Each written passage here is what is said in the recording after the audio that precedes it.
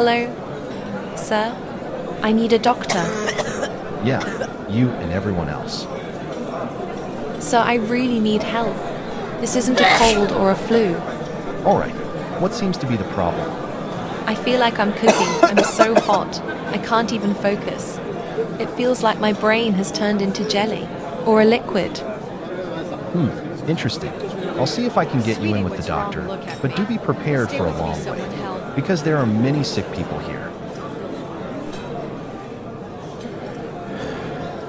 Ma'am? Ma'am, what's wrong? We have a woman who collapsed in the waiting room. I need some assistance in getting her to a bed.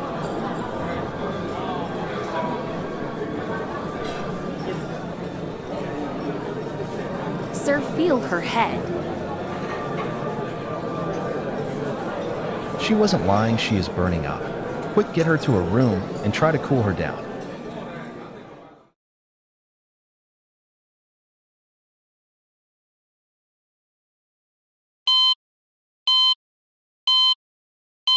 Where is Dr. Theodore? He got the day off. Today is his daughter Audrey's birthday. Oh yeah, forgot about that. Care to explain why you two look so panicked? Sir, this woman collapsed in the waiting room and she's burning up. We need someone to help her.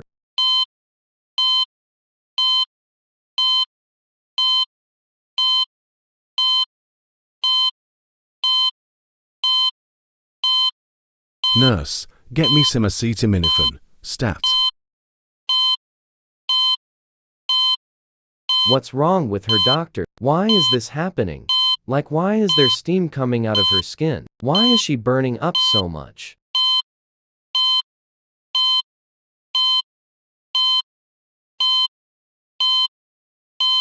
Whatever's happening to her, I think it may be best if we keep her here in quarantine for a while. I hope this is just a cold or something. This is Dr. William, reporting my findings with the patient, Scarlett. Report: she's woken up after she passed out in the waiting room, but she has no memory of that ever happening. She kept saying she needed to get home, saying that she left something there. But we had to keep informing her that she's currently in a quarantine and she can't leave for a few weeks. The patient has recently started complaining that her eyes are burning and saying she wants them removed. Of course, that request was denied and all sharp objects from the patient's room were removed. For her and the staff's safety, she's still been zoning out from time to time, but they don't last long. I've been observing her from a one-way mirror and talking to her through a microphone that's connected to a speaker in her room. She's been scratching her arms a lot lately, and me and the staff have to keep stopping her from doing so. At some point, Nurse Susha put gloves on her in an attempt to stop the scratching, but it only ended with Scarlett tearing the tips of the gloves off with her teeth, just so she could scratch her skin.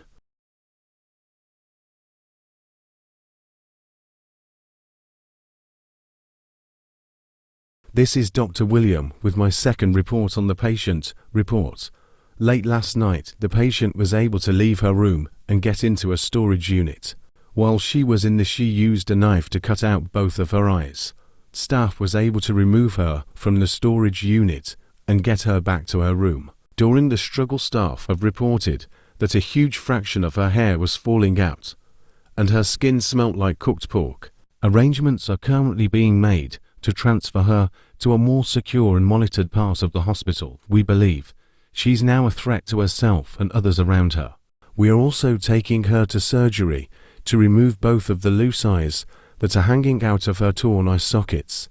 We've been trying to get in contact with Dr. Theodore for the 4 while now, but he along his wife will not answer.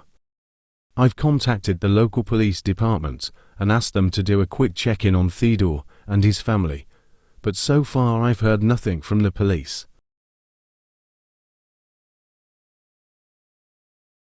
This is Dr. Williams. Let's just get to the point. Scarlett has gotten worse Her hair has almost completely fallen out of her head. She's refusing to eat or drink. Me and the staff can't even get near her, as she will attempt to bite us. Unfortunately, she has been able to bite one staff member, Nurse Sasha. She has been put in quarantine, and we've now been advised to not enter the patient's room until further notice. She doesn't move from her bed. She just sits there facing away from the one-way window.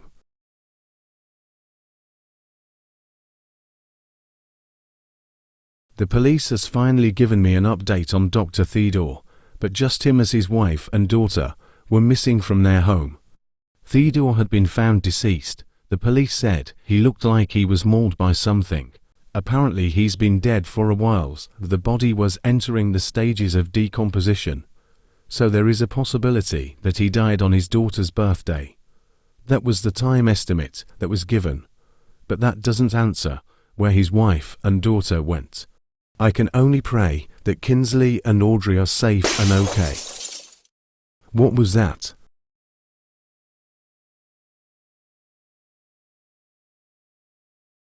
What? Where did she? Oh shit. What if I told you that this is not how they see the world? Not cartoonish like you and I see. No, but realistic. Like this, what you and I see every day is what they see. I wasn't able to help that woman, nor Dr. William. But they matter less to me right now. I need to find Kinsley and Audrey, my wife and daughter. I just need to know if they're okay, and not infected with this disease. I'll bring them to safety, and kill anyone who tries to hurt them. I saw an infected carrying a small dog before I arrived back at this place. He wasn't dead, but he wasn't fighting either. Fortunately, I killed the infected. The duck is with me, unconscious however. He may be useful in helping me track down my wife and daughter. Oh, Dr. William, there you are. Or at least there's your head. I wonder where the rest of you is. I need your assistance again like we used to do. Got nothing to say, huh? That would be suspect for just a head.